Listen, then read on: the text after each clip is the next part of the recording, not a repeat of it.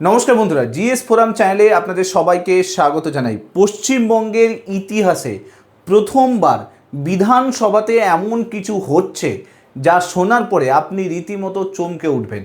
এতদিন পর্যন্ত অন্যান্য রাজ্যগুলোতে যেটা হয়ে আসছিল যে যখন কোনো দল জিতে যেত তারপরে সেখান থেকে বিভিন্ন এমএলএরা বেরিয়ে এসে নতুন করে দল তৈরি করার চেষ্টা করত বা সরকার তৈরি করার চেষ্টা করত। ইতিহাসে প্রথমবার এরকম ঘটনা ঘটছে যেখানে কোনো একটা দল হেরে যাওয়ার পর তাদের যে এমএলএ তারা নিজেরা ওই দল থেকে বেরিয়ে এসে নতুন করে দল তৈরি করার চেষ্টা করছে। এখানে আমি ওই দলের কথা বলছি, থাম্বনেল দেখে নিশ্চয়ই বুঝেও গেছেন আপনারা, তৃণমূলের কথা বলা হচ্ছে।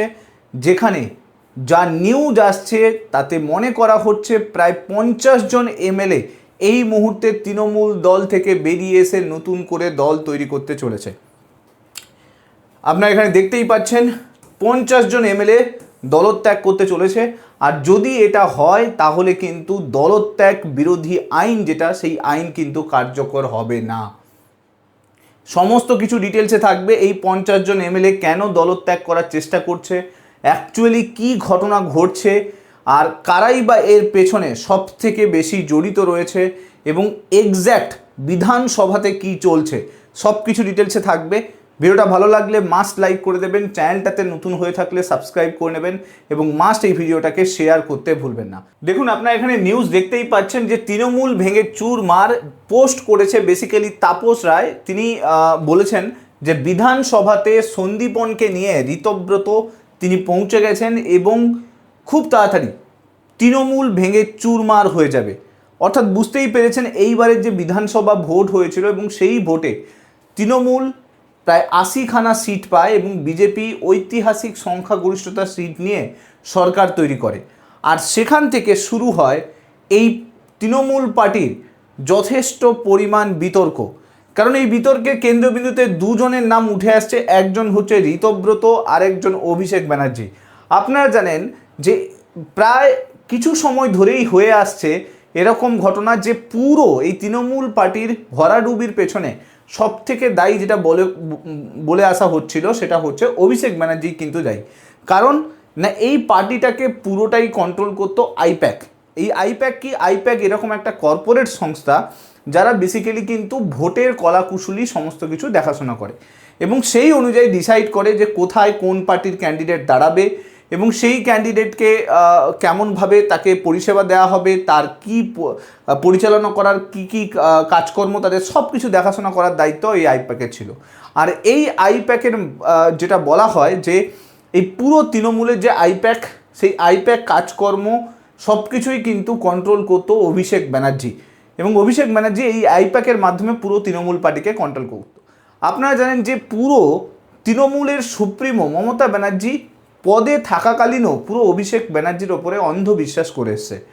দেখুন নিউজ কি আসছে যে এই তৃণমূল পার্টি এখন ভেঙে চুরমার হয়ে গিয়েছে। বিধানসভায় 50 জন তৃণমূল বিধায়ককে নিয়ে হাজির হচ্ছে বিধায়ক ঋতব্রত বন্দ্যোপাধ্যায়। আপনারা জানেন সমাজ মাধ্যমে এই পোস্টটা পাবলিশ করা হয়েছে এবং তাপস রায় বিধায়ক তিনি কিন্তু পোস্ট করেছেন এবং বিধানসভায় পৌঁছেও যদিও ঋতব্রত বন্দ্যোপাধ্যায় তিনি দাবি করেছেন যে সই জল্পনা যেটা চলছে সেটা একদমই ঠিক। মানে কিছুদিন ধরে সই জল্পনার কথাও উঠে আসছিল এবং সেখানে আরেকজন বিধায়কের নাম উঠে আসছিল যার নাম হচ্ছে সন্দীপন সাহা। তিনি বলেন যে আমরা যে দুজন আছি, মানে ঋতব্রত বন্দ্যোপাধ্যায় এবং সন্দীপন সাহা, তারা দুজনে বিধানসভাতে কমপ্লেন করে যে ওখানে অনেক রেজিস্টার এরকম রয়েছে যেখানে তাদের যে সই, সেই সইগুলোকে জাল করা হয়েছে এবং সই জালের মাধ্যমে অনেক বিলকে কিন্তু পাস করানো হয়েছে এবং এই পুরো ব্যাপারটা সামনে আসে। দেখুন এই পুরো ব্যাপারটা সামনে আসার পরে প্রচুর জল্পনা শুরু হয়। কারণ দেখুন এর যে বিতর্ক, এই যে সই জাল করার যে বিতর্ক, সেটা কারা করছে? সেটা করছে তৃণমূল পার্টিরই এমএলএ, দুজন এমএলএ, একজন হচ্ছে সন্দীপন সাহা, আরেকজন হচ্ছে ঋতব্রত বন্দ্যোপাধ্যায়। আপনারা জানেন যে এই যে দুজন এমএলএ এরা তৃণমূল পার্টি থেকে বিলং করতো। এখন যে পার্টিতে থেকে এমএলএ হয়েছে সেই পার্টিরই এমএলএ নতুন করে সেই পার্টির এগেনস্টে এই কথা বলছে। এটা তো চলছিল, গল্পটা চলছিল। এরই মধ্যে আবার খবর আসছে কি যে এই যে সন্দীপন সাহা এবং ঋতব্রত বন্দ্যোপাধ্যায় তারা নাকি অনেক যারা তৃণমূলের এমএলএ রয়েছে তাদের সঙ্গেও যোগাযোগ রেখেছে এবং তাদের বহু যে এমএলএ আছে তারা এই সন্দীপন সাহা এবং ঋতব্রত বন্দ্যোপাধ্যায়ের সঙ্গে একযোগে এসে তৃণমূল ছাড়ার সিদ্ধান্ত নিচ্ছে। বুঝতে পারছেন, অনেক বড় সিদ্ধান্ত। এখন এই ঘটনা ঘটার পরেই সঙ্গে সঙ্গেই কিন্তু এই সন্দীপন সাহা এবং ঋতব্রত বন্দ্যোপাধ্যায়কে তৃণমূল দল থেকে বহিষ্কার করা হয়।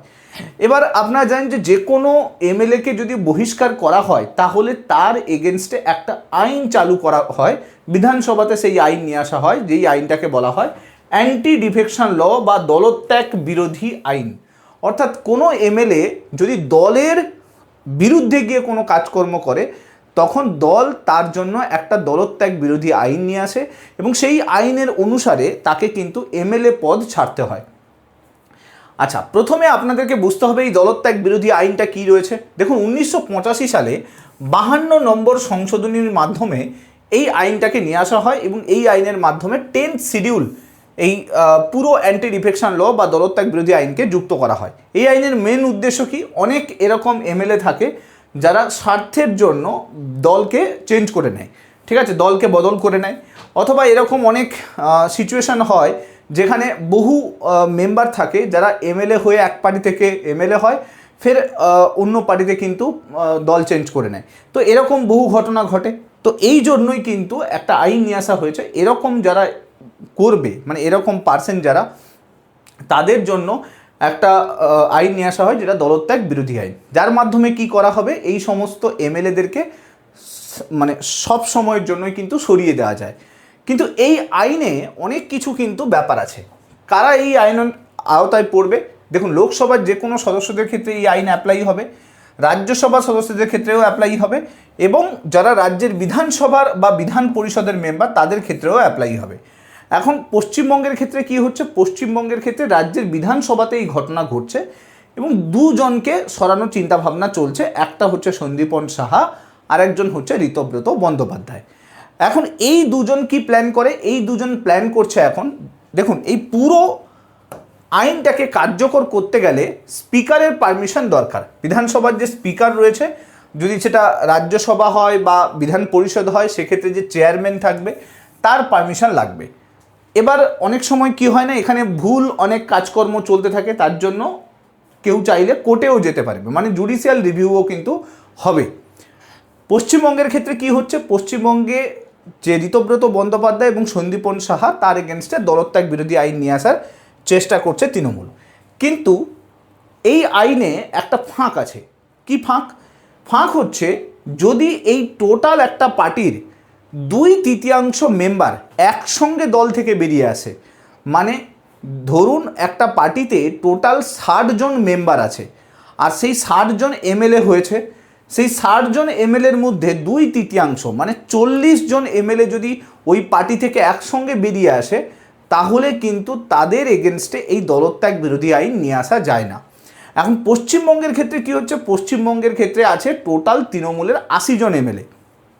তাহলে এই যে 80 জন এমএলএ আছে, এই 80 জনের 2/3 মানে হচ্ছে, এইভাবে যদি করি 2/3 এমএলএ তারা যদি বেরিয়ে যায়, তার মানে মোর দেন, আপনি যদি দেখেন মোর দেন 50-এর বেশি, অর্থাৎ 52 জনের বেশি যদি এমএলএ বেরিয়ে যায়, তাহলে কিন্তু এই পুরো দলটাই কিন্তু আর এদের এগেনস্টে দলত্যাগ বিরোধী আইন নিয়ে আসতে পারবে না। এবার খবর কি আসছে, খবর আসছে যে তৃণমূলের 50 জন এমএলএ ঋতব্রত বন্দ্যোপাধ্যায় এবং সন্দীপন সাহার সঙ্গে কন্ট্যাক্টে আছে। এখন যদি এটা সত্যিকারের ঘটনা ঘটে, এই 50 জন এমএলএ যদি সত্যিকারের এরকম ঘটনা ঘটে যে তারা যদি বেরিয়ে আসতে চায়, যেটা তাপস রায় তিনি সোশ্যাল মিডিয়াতে পোস্টও করেছেন, যদি এটা হয় তাহলে কিন্তু পুরো তৃণমূল দলটাই আর থাকবে না। কারণ বিধানসভাতে 50 জন বেরিয়ে গেলে মাত্র 30 জন হচ্ছে এমএলএ থাকবে তৃণমূলের। তাহলে তৃণমূল আর নতুন করে সংখ্যাগরিষ্ঠ মানে সেকেন্ড সংখ্যাগরিষ্ঠ হচ্ছে পার্টি আর থাকলো না, অর্থাৎ বিরোধী হিসেবেও আর তৃণমূল থাকবে না। তাহলে এই যে 50 জন এমএলএ বেরিয়ে আসবে, এদের এবার কি হবে? এদের কি তৃণমূল সিম্বল থাকবে না নতুন করে কোনো সিম্বল থাকবে? এইটা কিন্তু একটা বড় আইনি সংকট তৈরি হবে। ঠিক এরকমই ঘটনা মহারাষ্ট্রেও হয়েছিল, যেটা বর্তমানে আমরা পশ্চিমবঙ্গে দেখতে পাচ্ছি, যেটা মহারাষ্ট্র মডেল বলা হচ্ছে। দেখুন, মহারাষ্ট্রের ক্ষেত্রে ঘটনাটা একটু উল্টো ছিল। উল্টো কী ছিল না, একনাথ শিন্ডে এবং উদ্ধব ঠাকরে, আপনারা জানেন এই দুজনকে কেন্দ্র করে এই ঘটনাটা ঘটেছিল। মহারাষ্ট্রে শিবসেনা সরকার তৈরি করে এবং নতুন করে দল গঠন করে। এবার সেখানে কি হয়, দুজন পার্সন থাকে, একনাথ শিন্ডে এবং উদ্ধব ঠাকরে, এই দুজনের মধ্যে একটা দর কষাকষি হয়। পরবর্তীকালে উদ্ধব ঠাকরে সরকার তৈরি করে। সরকার তৈরি হওয়ার পরের দিনই একনাথ শিন্ডে কি করে, কিছু মেম্বার 2/3 মেম্বার যে এমএলএ থাকে তাদেরকে নিয়ে বেরিয়ে চলে আসে, দল থেকে বেরিয়ে চলে আসে। যেই 2/3 মেম্বার বেরিয়ে চলে আসে, তখন কিন্তু উদ্ধব ঠাকরের যে সরকার ছিল সেই সরকার কিন্তু রাতারাতি পড়ে যায়, অর্থাৎ সরকার কিন্তু ডিজলভ হয়ে যায়। তো নতুন করে সরকার তৈরি করে কে, শিবসেনা থেকে একনাথ শিন্ডে নতুন করে সরকার তৈরি করে। দেখুন এখানে কি হচ্ছে, এখানে কোনো সরকার তৈরি হয়নি, এখানে একটা পার্টি হেরে গেছে, যে পার্টি গত 15 বছর ধরে পশ্চিমবঙ্গে রাজত্ব করে আসছে, সেই পার্টি ঐতিহাসিক পরাজয় ঘটেছে। এবং ঐতিহাসিক পরাজয়ের পরেও সেই পার্টির যারা এমএলএ আছে তারা দল থেকে ছাড়তে চাইছে, কারণ অনেক কিছুই দেখানো হচ্ছে, বাট তারা এখন চাইছে যে দল থেকে আমরা বেরোতে চাই। আর সেই ক্ষেত্রে দাঁড়িয়ে তাদের এগেনস্টে যে দলত্যাগ বিরোধী আইনও নিয়ে আসা হবে, সেই আইনও নিয়ে আসা সম্ভব হচ্ছে না। কেন না, কারণ হচ্ছে যদি এরা একসঙ্গে 52 জন বেরিয়ে আসে, তাহলে কিন্তু এদের এগেনস্টে এই আইনটা নিয়ে আসা যাবে না। এবার দেখুন, সুপ্রিম কোর্টে যেতে পারে এই বিষয়টা নিয়ে। মহারাষ্ট্রের ক্ষেত্রেও কোর্টে যাওয়া হয়েছিল। মহারাষ্ট্রের ক্ষেত্রে যখন এই পুরো বিষয়টা কোর্টে যায়, কোর্ট তখন বলে দেয় যেহেতু একনাথ শিন্ডে নতুন করে সরকার তৈরি করতে পেরেছে, 2/3 মেম্বারকে নিয়ে বেরিয়ে আসতে পেরেছে এবং নতুন সরকার তৈরি করতে পেরেছে, তাই সেই ক্ষেত্রে এতে কোনো আইনি বাধা কিন্তু নেই। তার জন্য কিন্তু আদালত উদ্ধব ঠাকরের যে সরকার ছিল তাকে পুনর্বহাল করেনি, কারণ এখানে কোনো আইনি বাধা ছিল না, আইনি পদ্ধতিতেই কিন্তু একনাথ শিন্ডে নতুন করে সরকার তৈরি করেছিল। সেই সেম মডেল কিন্তু আমরা দেখতে পাচ্ছি পশ্চিমবঙ্গের ক্ষেত্রেও, কিন্তু পশ্চিমবঙ্গের ক্ষেত্রে আমরা দেখতে পাচ্ছি হেরে যাওয়া পার্টিতে এই ঘটনা ঘটছে, যেটা মহারাষ্ট্রে জিতে গিয়ে সরকার তৈরি করা পার্টিতে এই ঘটনা ঘটছিল। পশ্চিমবঙ্গে একদম সম্পূর্ণ উলটপুরাণ হচ্ছে, এবং উলটপুরাণে আমরা দেখতে পাচ্ছি যে পার্টি ঐতিহাসিকভাবে পরাজিত হয়েছে সেই পার্টির সমস্ত মেম্বাররা দল ছেড়ে নতুন করে দল বানানোর চেষ্টা করছে। এরকম ঘটনা ইতিহাসে কখনো ঘটেনি, যে ঐতিহাসিক ঘটনা পশ্চিমবঙ্গে ঘটে চলেছে। এখন পরবর্তীকালে কি হবে, পরবর্তীকালে এই পুরো বিষয়টা অনেক কিছু ব্যাপার তৈরি হবে। বর্তমানে দাঁড়িয়ে শুভেন্দু অধিকারী এবং বর্তমান যে আমাদের স্পিকার রয়েছেন, ওনারা কিন্তু এই মুহূর্তে দিল্লিতে আছেন, আজকে রাতে হয়তো ফিরবেন। এরপরে স্পিকারের কাছে এই পুরো ব্যাপারটা যাবে, হয়তো কালকে এই পুরো ব্যাপারটা যাবে, এই 50 জন এমএলএ সাইন করে আবার নতুন করে রেজলিউশন জমা দেবে। এখন ততক্ষণ পর্যন্ত নতুন করে কি পরিবর্তন আসে, ততক্ষণ পর্যন্ত আমাদেরকে ওয়েট করতে হবে। এখনকার পরিস্থিতি এরকম যে মমতা ব্যানার্জি তিনি কিন্তু ওয়াই চ্যানেলে এই মুহূর্তে ধর্ণা দিচ্ছেন, এবং সেখানেও প্রচুর এমএলএর অনুপস্থিতি দেখা যাচ্ছে। ভবিষ্যতে পশ্চিমবঙ্গের তৃণমূলের যে পার্টি, সেই পার্টির ভবিষ্যৎ কি হবে সেটা কালকে ডিসাইড হয়ে যাবে। যা কিছু নতুন আপডেট হবে আমি চেষ্টা করব ভিডিওর মাধ্যমে নিয়ে আসার জন্য। যদি ভিডিওগুলো আপনাদের ভালো লাগছে তাহলে মাস্ট লাইক করে দেবেন, চ্যানেলটাতে নতুন হয়ে থাকলে সাবস্ক্রাইব করে দেবেন, এবং মাস্ট এই ভিডিওগুলোকে শেয়ার করতে ভুলবেন না।